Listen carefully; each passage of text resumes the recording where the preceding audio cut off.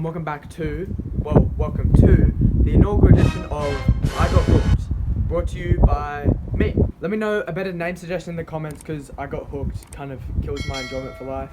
Anyhow, today we're going to be talking about... Why would I spoil that for you? That just ruined the video. Seriously, Tom. In saying this, timestamp should be around here somewhere, so feel free to skip around the video and go to the things that you want to see the most. Because as we all know, we're all different and find pleasure indulging ourselves in different things. Not that way. So, yeah, let's get to it. The first things that I got hooked on in the month were two songs, which are Bad Habits by Ed Sheeran and Love Yourself by Justin Bieber. Firstly, Bad Habits is quite standard. I mean, it got released a couple months ago. Ed Sheeran's a top artist. You can probably guess why I enjoyed that song quite a bit.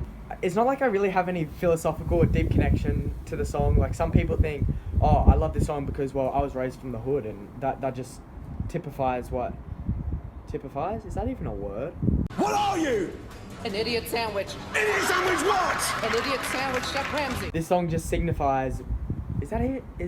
What's the word there? You're a fucking idiot. This song just encapsulates the journey from the hood or whatever. Bad Habits is not like that for me. Like, it's just... I enjoy the song, I guess. Like, why does anyone really enjoy the song? It makes their ears feel nice. They like dancing. I don't really know. But I do enjoy the song. And I hate it now because I played it about 300 times in the span of 2 days. Anyhow, the other song was Love Yourself by Justin Bieber. It was a bit more of a peculiar choice because, well, it was released in 2015, so you may be thinking, Tommy, why do you like the song now? Well, I've actually always liked Justin Bieber. I have a story. My family and I went travelling to Fiji when I was about 4 or 5. In Fiji, you get around with these little golf buggies, so the natives were taking around the golf buggy. I had my hat backwards, of course, and a singlet on, just as the normal 5-year-old or 6-year-old or however old I was goes. And my favourite song at the time was Baby. Like baby, baby, baby, oh. By Justin Bieber. So every time I'd get in, I'd have my speaker and I'd just start playing Baby, Baby, Baby. You know how that goes. But I kind of stopped listening to Justin Bieber after a while because, well, it wasn't cool. I'm 15, I'm a teenager, I'm a teenage guy. It's like I should be listening to rap and drill and whatever the teenagers indulge themselves in. So society tells me I shouldn't really indulge myself in Justin Bieber. Well, no. That Justin Bieber hate's gone on too long. I actually love Justin Bieber now. So I have to take a call. Yeah, what's up? You know the song Love Yourself? Yeah, I love the song Love Yourself. What about it? Well, it's actually written by Ed Sheeran. No. Really? No. Really? So it turns out I was wrong. Love Yourself is actually made by Ed Sheeran. They ask you how you are, you just have to say that you're fine when you're not really fine, but you just can't get into it. That makes so much sense. I could never love Justin Bieber. For all the time that you hate on my parade. The next thing I got hooked on this month is a series on Netflix called Outer Banks, Paradise on Earth. The show is just called Outer Banks. They just say it in the show. If you understand, you understand. The Outer Banks. Paradise on Earth. I don't really want to do a plot review of Outer Banks because that's just boring. No one wants to hear me talk about a show for however many minutes. Instead, I'm going to do an advertisement. Outer Banks. It has everything you would want. Teen romance, psychopaths, and even terrible French. You straight up like the Spanish, just bon voyage. Okay, but for people who haven't watched, in a nutshell, 4 best friends are on an island where they devote all their time to finding an elusive gold stack that was lost at sea. The first 2 seasons are streaming now on Netflix. Go watch. Nah, I'm only joking. I'm not actually getting sponsored by Netflix. I wish. Please help me, Netflix.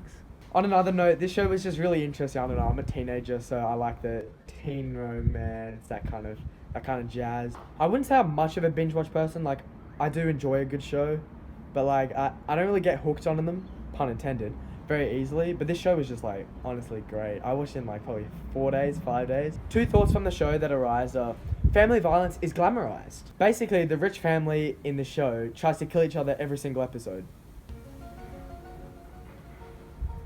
Wait, is this show based on the Kardashians? The second life is the Pogue life is the only life. The Pogues are the 4 best friends, and basically what they do all day is surf, play guitar, and hang around campfires and just cause trouble, really. Surfing is not a part of my arsenal. I live next to a beach and I just never have surfed, really. I don't know. So I can't really contribute to that. I'm attempting to learn how to play guitar, but like the Pogues just seem so cool, you know? Like when I'm older, I just want to be able to hang out in the Himalayas, play some guitar without my shirt off, fall over trying to surf, you know, just living the life. Thirdly, at the start of this month, I read a book called The Happiest Man on Earth by Jaku. This book was really insightful into how he survived as well as the effects on him today. How Eddie survived was due to his education. Eddie took up a uni degree in mechanical engineering, I believe. The joys of filming outside, I suppose. Eddie's expertise in mechanical engineering was really useful to him in his survival because when the Nazis needed people to help build their equipment, he was one of the people they looked to. So when other people were shipped off, executed, and all the other terrible, inhumane stuff that the Nazis did to people, he was kept because he was needed to build the equipment. I'm not actually sure how much this applied to all the survivors of the Holocaust, but without Eddie's expertise in mechanical engineering, there was zero chance that he would have survived. I feel like a lot of the Holocaust survivors didn't actually survive just because of luck or whatever other people want to say. Secondly, the effect on Eddie from the Holocaust was ultimately really positive. At the beginning, he said he really hated humanity, which can you blame him for him? In quote, "For decades, I didn't talk about my experiences in the Holocaust at all. I had no urge to speak about it because I was hurting. And when you hurt, you want to get away from it." But then Eddie had an epiphany. He realized he could provide so much value to the world of sharing his stories of hope and love rather than hate and misery. Eddie's reaction to the whole situation is really what made me love this book so much and what makes the book so truly special. I struggle to forgive people when they lie to me or talk behind my back. Eddie, on the other hand, had his whole family killed and was told he was worthless because of his race, and somehow after all of that, he still found it in his heart to forgive. Eddie leaves a quote at the end of the book saying, "Life can be beautiful if you make it beautiful. It is up to you," which is... Fourthly, I got hooked on this month was an idea called minimalism. This minimalism was inspired by a YouTuber called Matt D'Avella, I believe it's pronounced, and he talks about minimalism a lot and is one of the staples of his content. I just feel like in society these days we're told we need more clothes, a bigger house, more money, more friends, more everything. And like the idea of just stripping Not in that way. all the unnecessary things from ourselves, it seems so purifying. Fancy vocab word. I actually found for my trials of minimalism that I actually don't really use that many clothes. Like, I got rid of basically half my wardrobe, which I don't really use anyway. There's a rule that's like 80-20. 80% of the stuff you do comes from 20%. So in this context, you can say 80% of the clothes I wear come from 20% of the actual clothes.